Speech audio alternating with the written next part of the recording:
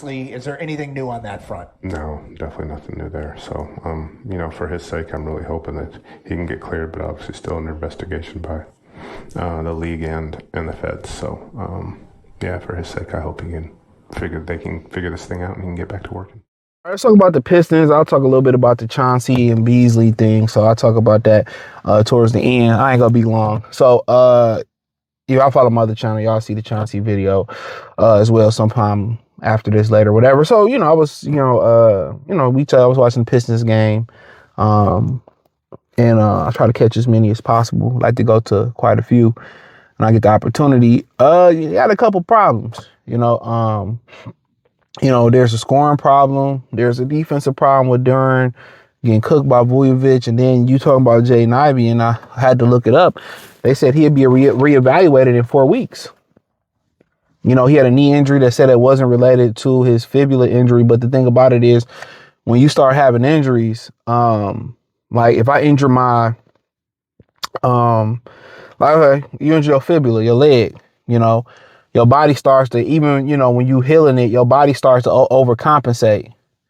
It starts to overcompensate in other areas. Therefore, I'm just throwing a hypothetical out there. I may be, back healed on that fibula, but mentally, I may not be ready and I might be putting more stress on the knee. I may not want to walk or run like I used to because I'm scared that I'm not trusting that fibula. So now I'm putting more pressure on that knee, and now that knee, got to understand if that fibula was broke, that knee ain't really been, working how it's supposed to work. So now you got knee issues, or now you can have hamstring issues. Now you can have, now you can have quad issues. You can have all those type of issues.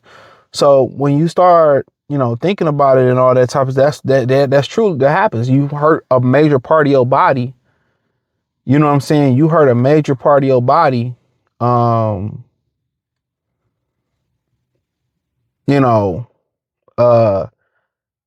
parts, can suffer. So at the end of the day, they said 4 weeks he'll be reevaluated. So that puts you in December, sometime in this early December. And then if he had reevaluated in early December, who says it's not a setback? So at the end of the day, it's just to the point, like, I would just say it's not meant to be for him and Cade to work out together. So, really, let's say he come back in January, like, really you stuck with him. Because can you really, like, showcase him in 6 weeks or a month at the best case scenario before the trade deadline? 6-8 weeks, and with somebody get you, like, you stuck with him. So, the expiring contract may be attractive to Tobias Harris' contract, may be attractive Duren.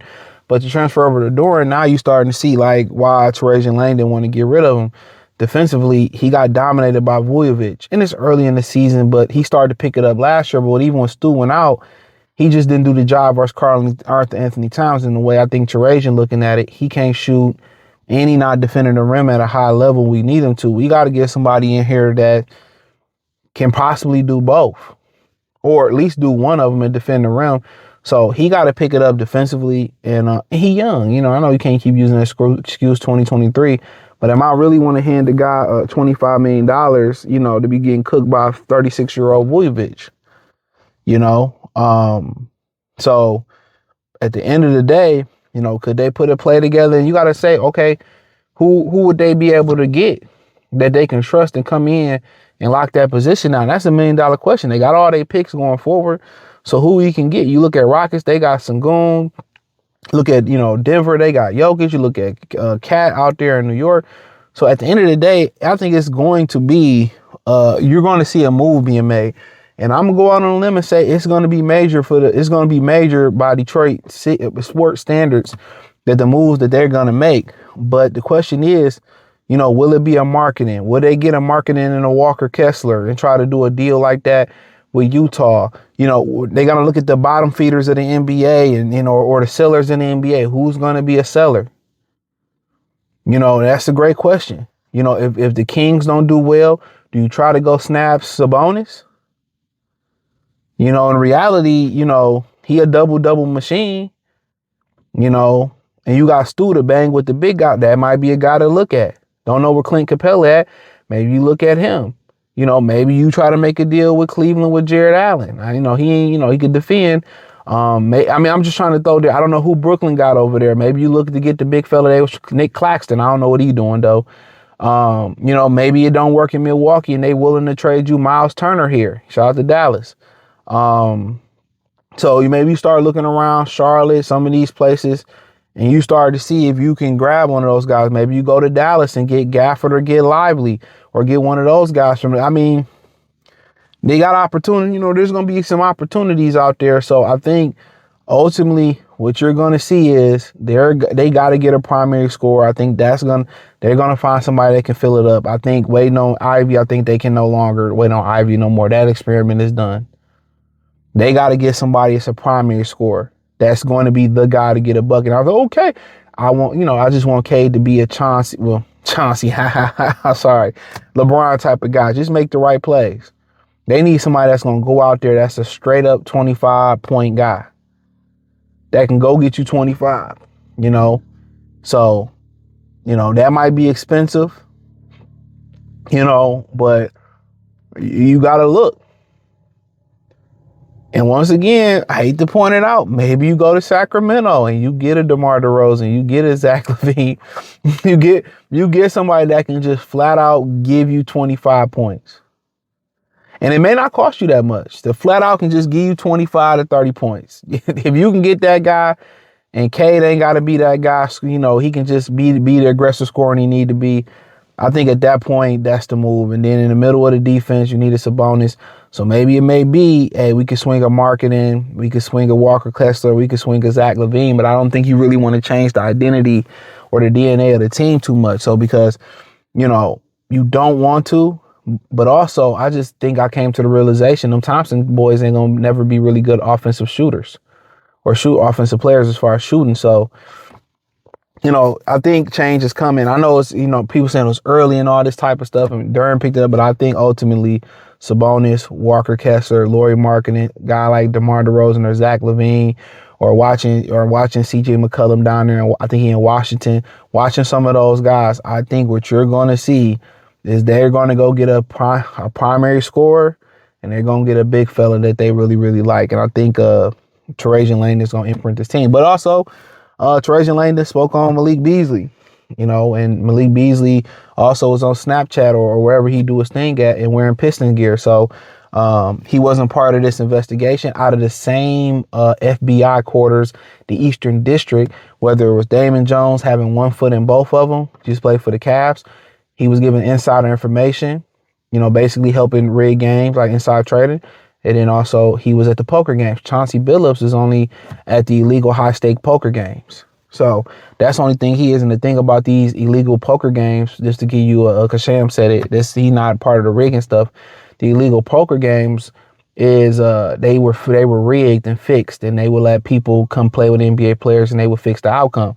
In your mind, you like allegedly no different than Vegas. They fix lines, they fix stuff, and they control allegedly the rest. But the difference is this. The NBA and the United States get a piece of that. And they side gig, they don't get a piece of it. That's where the morality line is drawn at. We can get a piece of this money with the NBA, and we don't care if we fuck the fans out of money and stuff. And we don't care if it ain't honest. But if we can't get a piece of it, we deem it illegal. That's why a lot of the morality lines and laws that are being drawn in this country and have been drawn in this country in this past, they bullshit.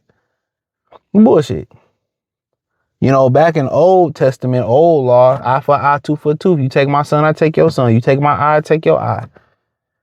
But you can't take vengeance in your hands in this country no more. You got to trust the justice system, because if people start taking vengeance, laws and religion, not to get too deep, it protects the people in power.